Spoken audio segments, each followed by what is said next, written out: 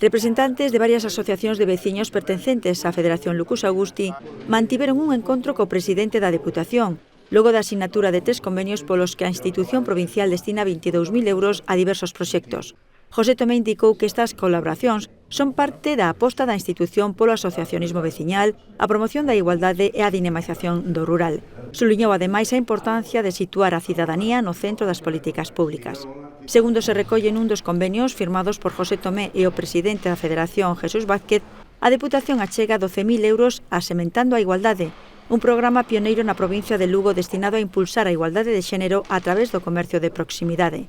Por outra banda, a Deputación entrega 5.000 euros á entidade para a xornada entre parroquias ribeireñas do rural do Concello de Lugo, unha cita de convivencia que reuniu no veral a 300 persoas das 22 parroquias que pertencen ao Val do Miño, ca finalidade de contribuir a fomentar a convivencia, poñer en valor os produtos autóctonos e reforzar o tecido asociativo. Por último, a Deputación achegou outros 5.000 euros á Asociación Veciñal Lugo en Pé na defensa do rural para desenvolver o programa Os Retos do Rural Lucense, unha iniciativa que ten por obxectivo facer fronte aos desafíos que afectan ao rural da nosa provincia, como despoboamento, envellecemento, a perda de servizos e a desvalorización do patrimonio. A Federación Lucus Augusti, a máis grande de Galicia, agrupa máis de 20.000 socios de case 300 asociacións de toda a provincia.